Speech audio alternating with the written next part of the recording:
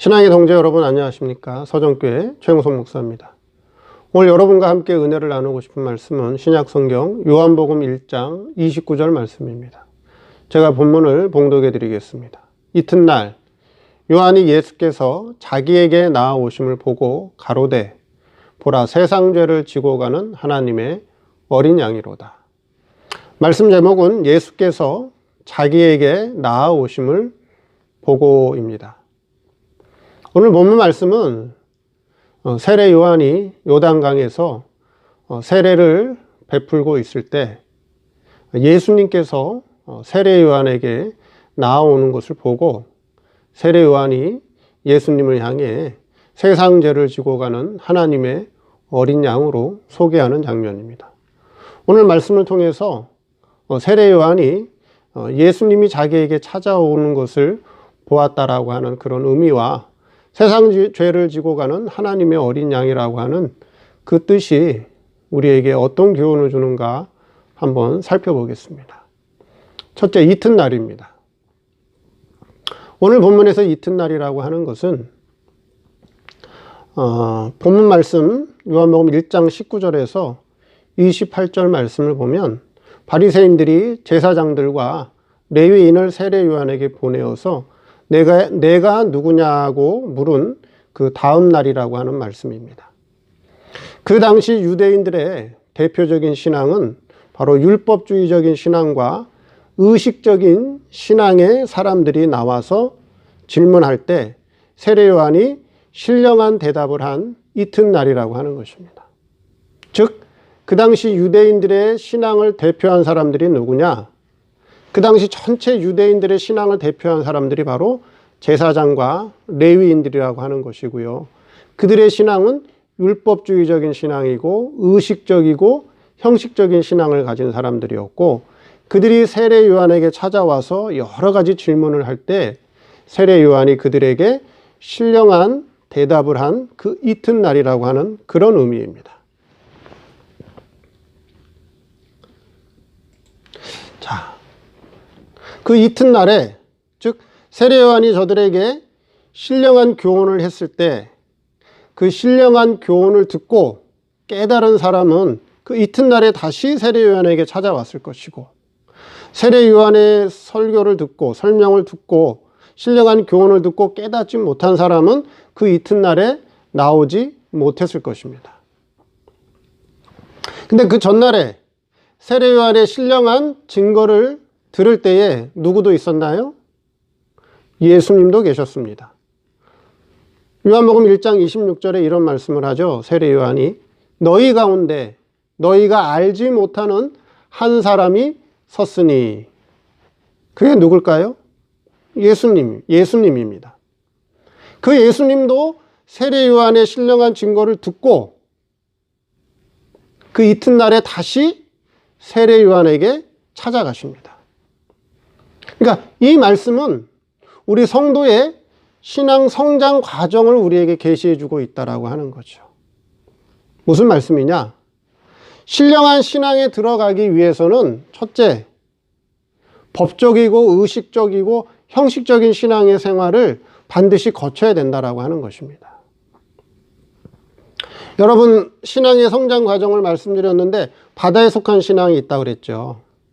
자, 바다에 속한 신앙에서 나와서 가장 첫 번째 신앙이 뭐라고요? 바다의 모래 신앙이라고 그랬죠. 이제 바다에서 나온 거예요. 바다의 모래 신앙은 뭘 지키는 사람이라고 그랬죠? 하나님의 법을 지키는 사람이라고 그랬습니다. 그럼 신앙의 이제 가장 기초적인 단계가 뭐냐? 법적인 신앙이에요. 법을 잘 지켜야 된다라고 하는 거죠. 주일 성수를 하고, 믿음이 있어서 11조를 하고, 우상의 제물을 먹지 않고, 우상 섬기지 않고, 법적인 신앙이에요. 법을 잘 지키고 주일을 잘 성수하고, 법적인 신앙, 법적이고 의식적이지만 형식적인 신앙생활을 철두철미하게 지키는 그 사람들이 이제 세례 요한으로부터 신령한 교훈을 들을 때 말씀의 깨우침을 받고 그 이튿날 새로운 신앙의 세계를 발견한 그 이튿날 다시 세례 요한에게 찾아왔다라고 하는 거죠. 그럼 그 속에는 누구도 끼어 있었나요? 의식적이고 형식적이고 법적인 신앙의 무리 속에는 누구도 있었죠? 예수님도 있었다라고 하는 거죠. 구세주 예수님만 보지 말고 그 예수님도 신령한 신앙에 들어가기 위해서는 바로 이런 법적이고 형식적이고 의식적인 철저한 과정이 있었다라고 하는 거죠. 우리의 신앙 성장 과정이 그냥 자라는 것이 아니라 처음에 바다에 속한 신앙도 뭔지 모르고 믿음도 뭔지 모르고 내가 교회 가고 싶으면 가고 나가기 싫으면 안 나가고 내 자율적으로 하던 신앙에서 이제 교회를 나가서 법을 지키고 주일 성수를 철저히 하고 하나님의 법을 철저하게 지키는 법적이고 의식적이고 형식적인 그 신앙생활을 하다가 세례요한과 같은 신령한 지도자를 통해서 하나님의 신령한 말씀을 깨우침 받을 때 이제 그 다음날 이튿날 새로운 신령한 신앙의 세계를 깨달은 그 다음날 다시 세례요한에게 찾아간다 하는 것입니다. 자, 두 번째, 자기에게 나오는 것을 보았다. 자기에게 나오는 것을 보았다. 그렇게 말씀하고 있습니다. 자, 여기서 자기라고 하는 이 자기는 3인칭입니다. 왜 3인칭일까요? 이 말씀은 당시에 세례 요한이 요단강에서 세례를 베풀 때 세례 요한 혼자만 있었던 것이 아니라 그 전날에 세례 요한이 신령한 말씀을 증거할 때 그 말씀을 듣고 깨달은 사람들이 그 이튿날에 다시 세례 요한에게 왔다.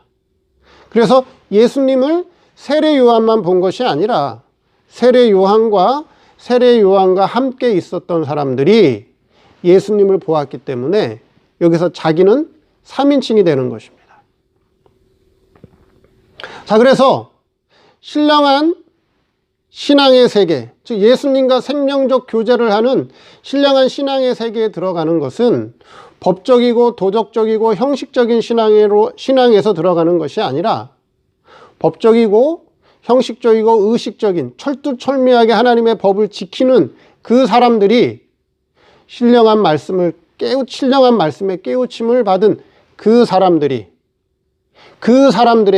누가 오신다고요? 예수님이 찾아오신다 하는 것입니다. 예수님이 찾아오신다. 그래서 자기에게 나오는 것을 보았다. 그럼 여기서 나오다라고 하는 동사는 이건 동사인데 헬라어로 에르코마입니다. 이 단어를 분해해 보니까 이 단어는 동사요, 현재요, 목적격을 띠고 있습니다. 그러니까 이 말씀의 의미는 어떤 의미가 되는 거죠? 자기에게 나오는 것을 보았다라고 하는 것은 이 사건은 과거로 끝나는 것이 아니라 지금도, 현재죠. 지금도 예수님께서 분명한 목적을 가지고 예수님이 성도에게 찾아오신다 하는 것입니다. 예수님은 지금도 성도에게 분명한 목적을 갖고 찾아오신다라고 하는 거죠. 즉 세례 요한의 말씀을 듣고 진리를 깨달은 자에게 지금도 예수님께서는 분명한 목적을 가지고 찾아오신다는 것입니다. 예수님과의 신령한 교제는 법적인 교훈, 도덕적 교훈으로 예수님과 신령한 교제가 되는 것이 아니고 세례 요한과 같이 신령한 신앙의 세계를 깨달은 자를 통해서 진리의 말씀과 함께 우리 예수님이 우리에게 찾아오신다는 것입니다. 아무리 법적으로 좋은 교훈을 해주고 아무리 도덕적으로 좋은 교훈을 해줘도 법적이고 도덕적 교훈은 의식적이고 형식적인 신앙생활밖에 할 수가 없습니다. 예수님과 신령한 교제에 들어가기 위해서는 진리의 깨우침을 통해서만이 예수님과 신령한 교제를 할 수 있다라고 하는 것을 우리에게 계시해 준다라고 하는 거죠. 즉 이튿날에 예수님이 찾아왔다라고 하는 것은 그 전날에 세례 요한의 신령한 증거를 듣고 그 말씀을 깨달은 자가 이튿날에 다시 세례 요한에게 찾아갔는데 그곳에서 예수님께서 저들에게 오는 것을 보았다라고 하는 거죠. 근데 예수님을 보았다라고 하는 것은 과거 시제가 아니라 현재 시제요, 동사요, 목적격이라고 하는 것입니다. 즉 이 말씀은 지금도 우리 주님이 성도에게 찾아오시는데 어떤 성도에게 찾아오신다고요? 진리를 깨달은 성도. 신령한 신앙의 세계를 깨달은 성도에게 지금도 주님이 분명한 목적을 가지고 우리에게 찾아오신다. 그런 의미가 있다라고 하는 것입니다. 그럼 지금도 우리 주님이 우리에게 찾아오시는데 어떤 목적을 가지고 찾아오실까요? 뒤에 말씀을 보니 우리의 죄를 성량해 주기 위해서 오시는데, 자, 과거적으로 해결해 주신 죄의 구속이 있고, 자, 현재적으로 하시는 죄의 구속이 있으니, 자, 과거적 구속은 죄와 사망 아래 있던 성도의 영을 어떻게 해주시죠? 이미 구속해서 완성하셨죠. 우리의 영은 중생됐습니다. 이미 구속받았습니다. 이건 과거에 이미 완성하신 일이다. 그리고 현재적인 구속이 있다고 말씀드렸죠.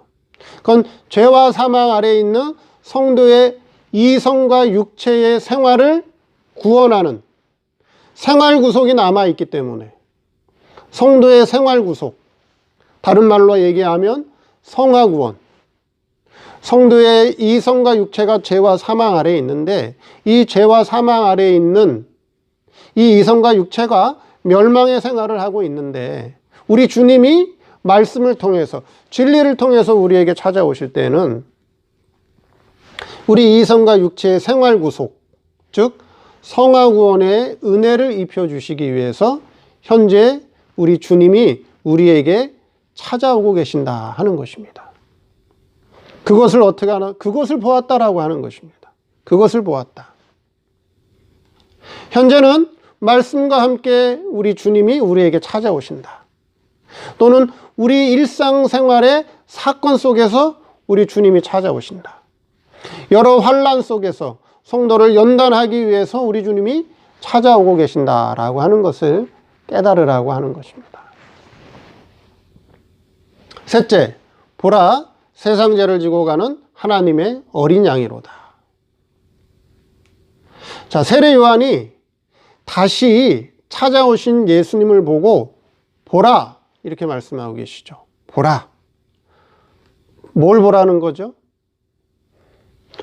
과거의 깨우침을 가지고 그 전날에 너에게 깨우쳐 주신 그 진리의 말씀을 가지고 깨달은 진리를 가지고 다시 보라는 거죠. 주님을 보라. 깨우친 말씀을 가지고 주님을 보라는 것입니다. 보라, 세상 죄를 지고 가는 하나님의 어린 양이로다. 여기서 세상이라고 하는 것은 헬라어로 코스모스입니다. 이 코스모스의 뜻은 질서 있는, 정돈된 세상, 도덕적으로 그곳의 주민이라고 하는 뜻을 가지고 있습니다. 그러니까 이 세상은 타락한 모든 것이 뒤죽박죽된 타락한 이 현실 세상, 물질 세상을 말씀하는 것이 아니라 여기서 세상, 즉 코스모스는 그 뜻이 뭐라고요? 질서 있는, 정돈된 세상 또는 도덕적으로 그곳의 주민이라고 하는 뜻을 가지고 있다. 그럼 여기서 이 세상이라고 하는 것은 예수 그리스도 안에 있는 성도를 말하는 것이다 하는 거죠. 질서 있는 정돈된 신앙의 세계를 말씀한다는 거죠. 현재 이 세상은, 물질적인 세상은 어떤 세상이죠? 타락한 세상입니다. 모든 것이 뒤죽박죽되어 있는, 무엇이 선이고 무엇이 죄고 무엇이 악이고 뭐가 의인지 혼돈되어 있는 세상인데, 여기서 말씀하고 있는, 본문에서 말씀하고 있는 세상은 정돈된 세상, 질서 있는 세상, 도덕적으로 그곳의 주민이라고 하는 뜻을 가지고 있기 때문에 여기서 세상은 타락한 일반 세상을 말씀하는 것이 아니라 이 구원받은 예수님의 자기 백성을 두고 하시는 말씀이다 하는 거죠. 그러니까 이 말씀을 통해서도 무엇을 알 수 있나요? 제한 속죄를 알 수 있죠. 무제한 속죄가 아니라 하나님의 택한 자녀만 제한적으로 구원해 주셨다라고 하는 제한 속죄를 알 수 있다라고 하는 것입니다. 그래서 여기서 죄라고 할 때는 택함 받은 백성들의 죄를 가리킨다라고 하는 거죠. 자, 마태복음 1장 21절에도 아들을 낳으리니 이름을 예수라 하라. 이는 그가 자기 백성을 저희 죄에서 구원할 자이심이라 하니라. 그렇죠. 이 말씀을 통해서도 예수님께서는 자기 백성의 죄를 지셨다고 분명히 밝혀주는 말씀이기 때문에 세상에 있는 자기 백성의 죄를 가리키는 말씀이다 하는 것입니다. 자, 세상 죄를 지고 가는 하나님의 어린 양이다. 그렇게 말씀하고 있죠. 그럼 하나님의 어린 양이라고 하는 것은 그냥 양이 아니라 어린 양이다. 어린 양이라고 하는 것은 하나님께 제물로 바쳐지는 양으로서 태어난 지 1년이 안 된 양을 제물 가운데 가장 좋은 제물로 가리키는 것입니다. 예수님께서 이와 같이 어린 양이 되어서 십자가를 통해서 하나님께 제물로 바쳐지게 되었으며 실제 예수님이 십자가에서 제물이 되어서 어린 양과 같은 제물이 되어서 하나님의 공의의 율법을 완성하셔서 성도를 구원하셨습니다. 법적으로 구원하셨습니다. 그래서 종교법, 즉 제사법은 폐하게 되었습니다. 그래서 더 이상 생축을 잡아서 제사 드리는 일은 하지 않아도 되는 것이고 이제 예수님의 이름으로 우리가 예배를 드리는 것입니다. 자, 그래서 세상 죄를 지고 가는 하나님의 어린 양이라고 하는 것은 여기서 세상이라고 하는 것은 하나님의 택함 받은 하나님의 백성을 말씀하는 것이고 그 다음에 하나님의 어린 양이라고 하는 것은 우리 예수님을 제물로 말씀하셨는데 제물 가운데 가장 귀한 제물을 실제로 예수님이 어린 양과 같이 십자가에서 성도 대신에 희생 제물이 되어서 하나님의 공의 율법을 완성하시고 택한 자녀들에게 의를 입혀주셔서 법적으로 구원을 완성해 주셨다. 그래서 예수님께서 실제로 양과 같이 십자가에서 제물이 되었기 때문에 종교법, 즉 제사를 드리는 제사법은 폐하셨고 이제 더 이상 생축, 짐승을 잡아서 우리가 하나님 앞에 제사 드릴 필요는 없고 이제 예수님의 이름으로 하나님 앞에 예배 드리게 되었다 하는 것입니다. 오늘 말씀을 통해서 이튿날이라고 하는 것은 신령한 말씀의 은혜를 깨닫고 그 다음 날, 즉 새로운 신앙의 세계로 새로운 신령한 신앙의 세계를 깨달은 그 다음 날이라고 하는 의미를 가지고 있다 하는 것이고요. 그 다음에 예수님께서 자기에게 나오는 것을 보았다라고 하는 것은